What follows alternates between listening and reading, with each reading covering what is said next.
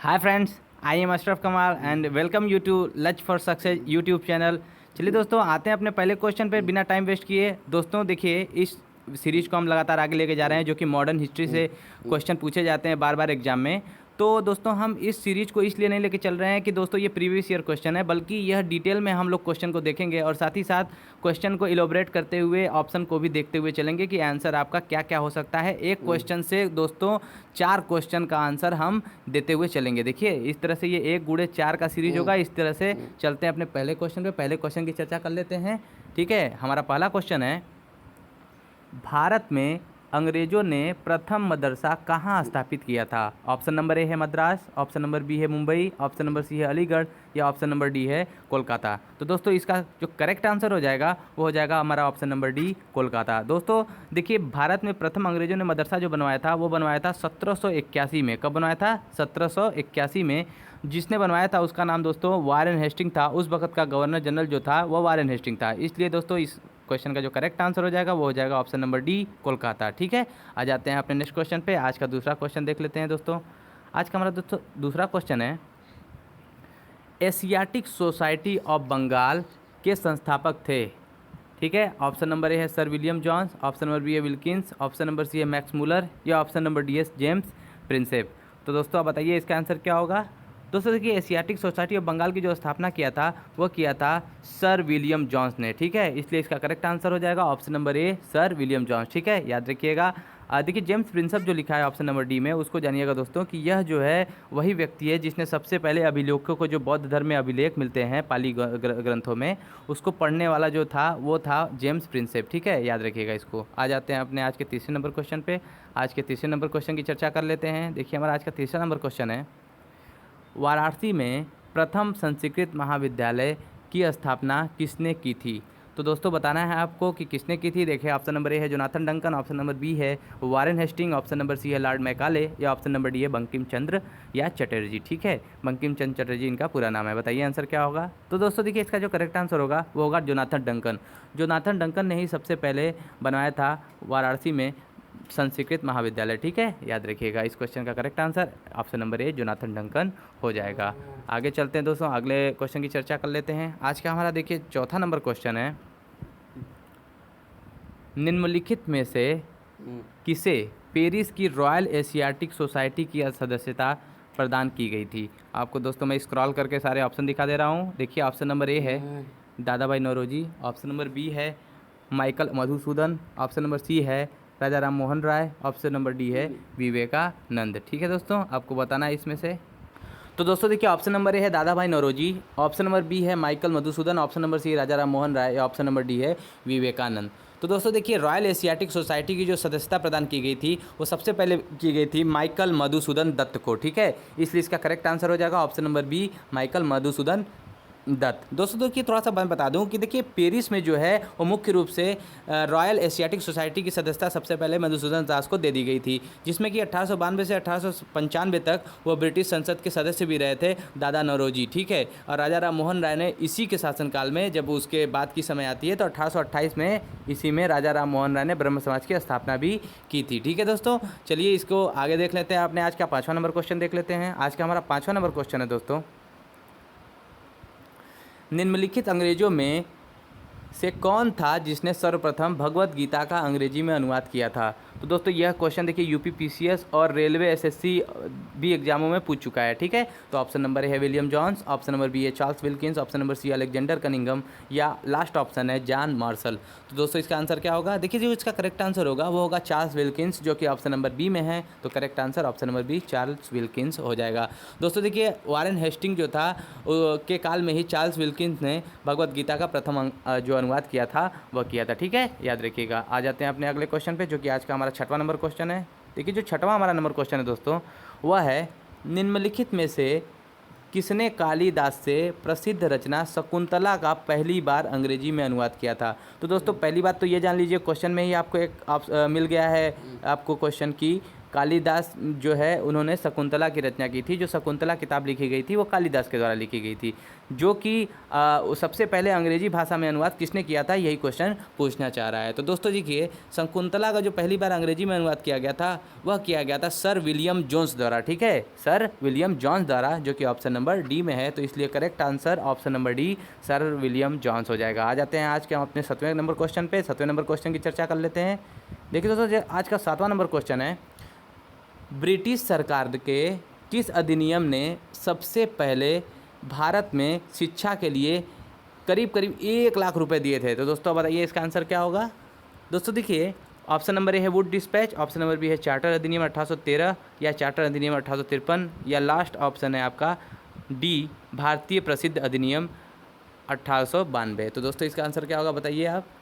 दोस्तों देखिए, ब्रिटिश सरकार ने सबसे पहली बार जो 1 लाख रुपए दिया था वह दिया था चार्टर अधिनियम 1813 के अनुसार। इसलिए इसका correct answer option number B charter अधिनियम हो जाएगा। ठीक है, आ जाते हैं इसके अगले क्वेश्चन पे, जो कि आज का हमारा 8वां नंबर क्वेश्चन है। देखिए हमारा 8वां नंबर क्वेश्चन आज का है, चार्ल्स वुड का आदेश पत्र निम्नलिखित में से किससे संबंध था।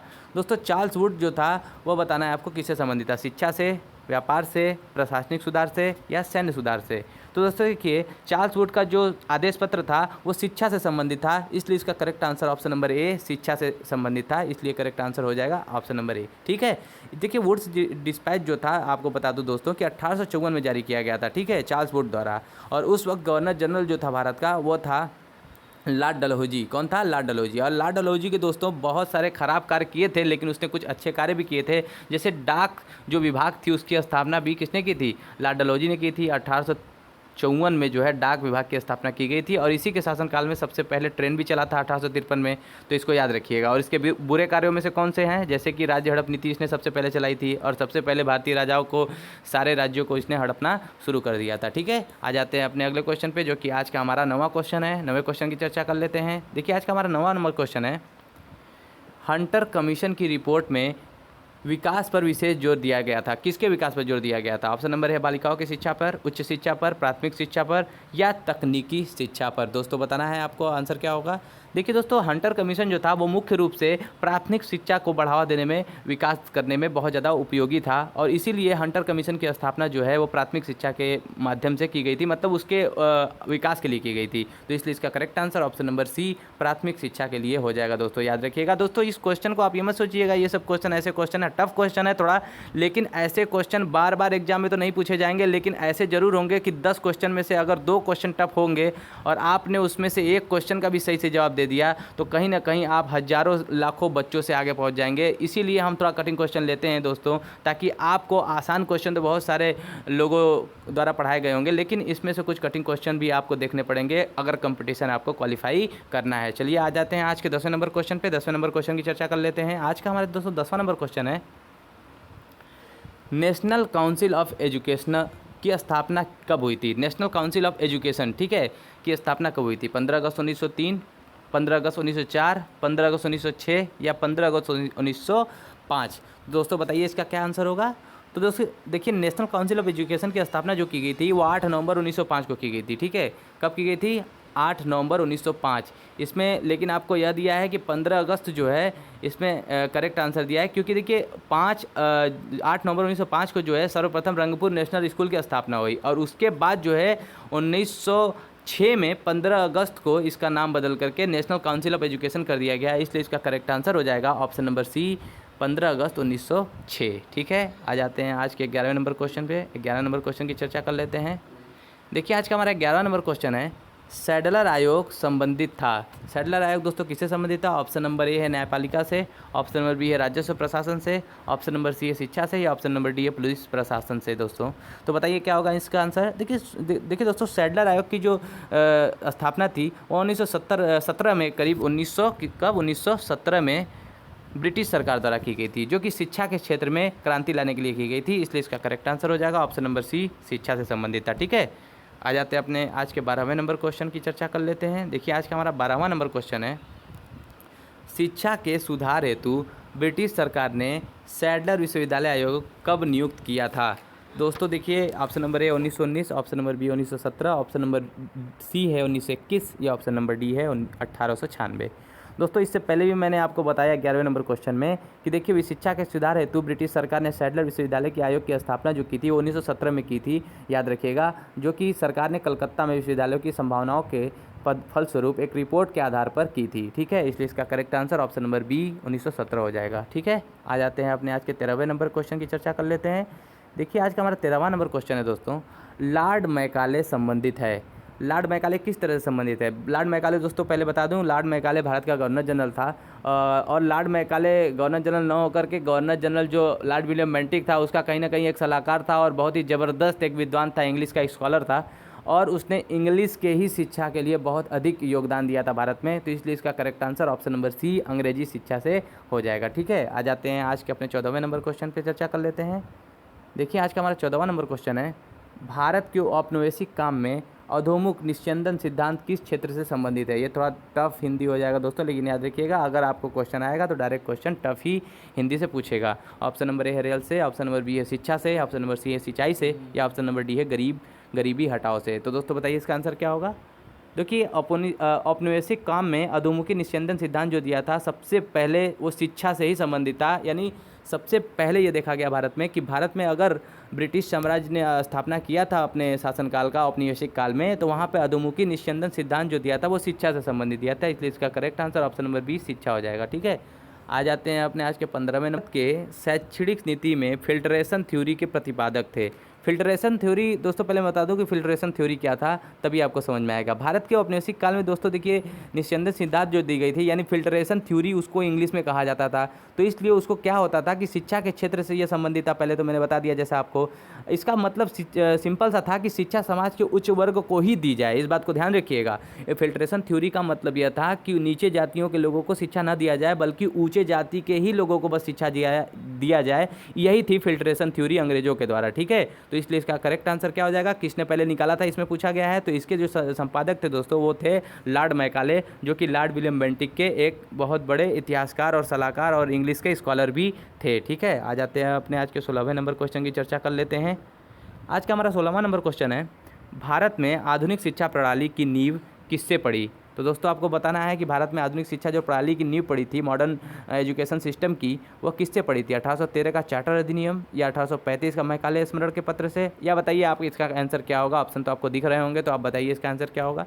दोस्तों जो 1835 का मैकाले का स्मरण पत्र था, मिनट जिसको कहा जाता था, उसी के अंतर्गत सबसे पहले भारत में आधुनिक शिक्षा की नींव पड़ी थी, इसलिए इसका correct answer option number B 1835 का मैकाले के स्मरण पत्र जो है वो आधुनिक शिक्षा का प्रमुख नींव रखता है। ठीक है, आ जाते हैं आज के 17वें नंबर क्वेश्चन की चर्चा कर लेते हैं।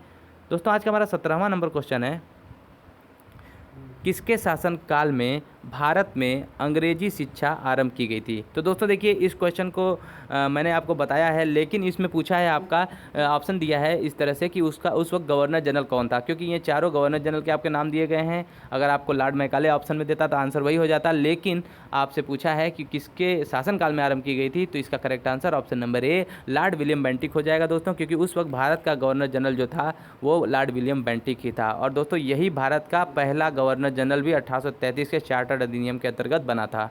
ठीक है, आ जाते हैं आप आज के 18वें नंबर क्वेश्चन की चर्चा कर लेते हैं। दोस्तों आज का हमारा 18वां नंबर क्वेश्चन है, भारत में प्रथम 3 विश्वविद्यालय कोलकाता, मद्रास, मुंबई की स्थापना किस वर्ष में हुई थी?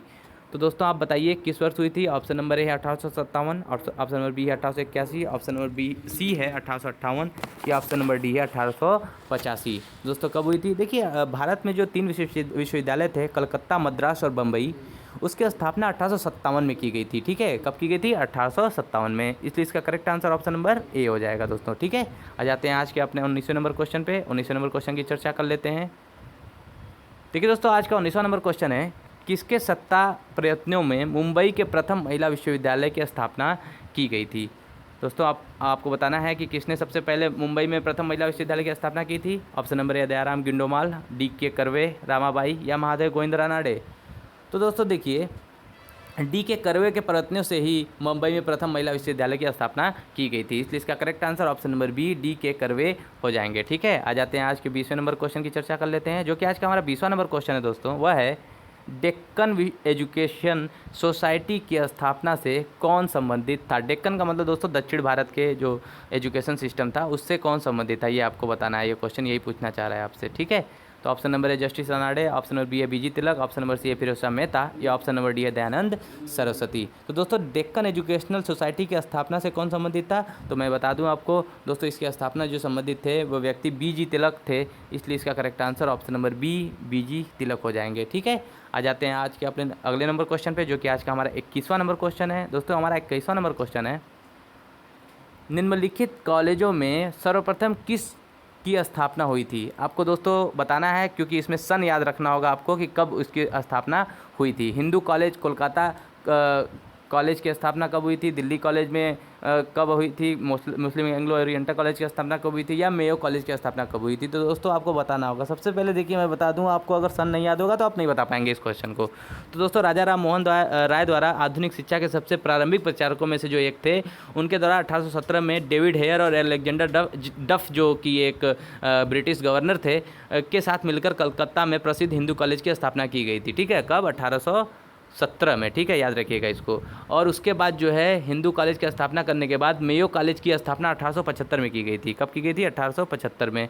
और उसके बाद जो है मुस्लिम एंग्लो ओरिएंटल कॉलेज की स्थापना 1875 में अलीगढ़ में की गई थी, बाद में 1875 के अंतिम वर्षों में, वर्ष के अंतिम दिनों में। तो और दिल्ली की कॉलेज की स्थापना जो हुई थी वो 1824 में हुई थी। तो ये दोस्तों ये पूछना चाह रहा है कि सर्वप्रथम किसकी स्थापना हुई थी, तो दोस्तों किसकी होगी इसमें से, तो दोस्तों जो इसका करेक्ट आंसर हो जाएगा वो होगा हिंदू कॉलेज कलकत्ता। हिंदू कॉलेज कलकत्ता की स्थापना सबसे पहले हुई थी 1817 में राजा राम मोहन द्वारा उसके सहयोग से। ठीक है, option number A correct answer आपका हो जाएगा। आ जाते हैं अपने आज के 22वें नंबर क्वेश्चन की चर्चा कर लेते हैं। देखिए आज का हमारा 22वां नंबर क्वेश्चन है, डेविड हेयर और अलेक्जेंडर डफ के साथ मिलकर निम्नलिखित में से किसने कोलकाता में हिंदू कॉलेज की स्थापना की थी। तो दोस्तों इस क्वेश्चन का आंसर हमने पहले ही आपको बता दिया है। अगर आपने वीडियो सही से देखा है तो आप इस क्वेश्चन का आंसर हमें कमेंट सेक्शन में लिखकर बताइएगा। तो दोस्तों हम कमेंट आपका देखेंगे और बताइएगा इसका राइट आंसर क्या होगा। ठीक है, आ जाते हैं आज के आपने 23वें नंबर क्वेश्चन की चर्चा कर लेते हैं। आज का हमारा 23वां नंबर क्वेश्चन है, निम्नलिखित में से किसने भारतीय विश्वविद्यालयों में धार्मिक शिक्षा के लिए प्रबल रूप से वकालत की थी। दोस्तों सबसे पहले किसने बताया था कि भारत में धार्मिक शिक्षा भी हर विश्वविद्यालय में अनिवार्य होना चाहिए। तो दोस्तों ऐसा करने वाले कोई और नहीं थे, ऐसा करने वाले मदन मोहन मालवीय थे, जिन्होंने बनारस हिंदू यूनिवर्सिटी की स्थापना यानी बनारस भारतीय हिंदू विश्वविद्यालय की स्थापना की थी, जो कि बनारस में है, काशी भी उसका नाम है। ठीक है, याद रखिएगा। इसलिए इसका करेक्ट आंसर क्या हो जाएगा, इसका करेक्ट आंसर हो जाएगा option number D Madan Mohan Malviya. ठीक है, आ जाते हैं अपने अगले क्वेश्चन पे। अगले क्वेश्चन की चर्चा कर लेते हैं। जो हमारा अगला क्वेश्चन है वह है, बनारस हिंदू विश्वविद्यालय का शिलान्यास निम्न में से किसने किया। तो दोस्तों देखिए वही क्वेश्चन आपके सामने आ गया है। इसका जो करेक्ट आंसर होगा, बिना टाइम वेस्ट किए मैं बता देता हूँ आपको, मदन मोहन मालवीय जो है बनारस हिंदू विश्वविद्यालय का शिलान्यास किया था। इसलिए करेक्ट आंसर ऑप्शन नंबर ए मदन मोहन मालवीय हो जाएगा। 1916 में यह करीब आपके किया गया था। ठीक है, आ जाते हैं आज के 25वें नंबर क्वेश्चन पे, जो कि हमारा अंतिम क्वेश्चन होगा दोस्तों। और ज़रूर बताइएगा आपको वीडियो कैसे लगी। तो आ जाते हैं अपने आज के लास्ट क्वेश्चन पे। भारत का पहला समाचार पत्र था, आपको बताना है दोस्तों कि भारत का पहला समाचार पत्र कौन था। तो आप इसका आंसर बताइए क्या होगा। दोस्तों देखिए भारत का जो पहला समाचार पत्र था वह था बंगाल गजट। कौन था, बंगाल गजट। इसलिए इसका correct answer option number A Bengal gazette हो जाएगा। याद रखिएगा दोस्तों। आपको यह वीडियो कैसा लगा आप ज़रूर हमें कमेंट सेक्शन में करके बताइएगा, और साथ ही साथ जो क्वेश्चन पूछा गया है उसका आंसर भी आप कमेंट सेक्शन में लिख के बताइएगा। ठीक है दोस्तों, चलिए मिलते हैं अगले वीडियो में, तब तक के लिए धन्यवाद।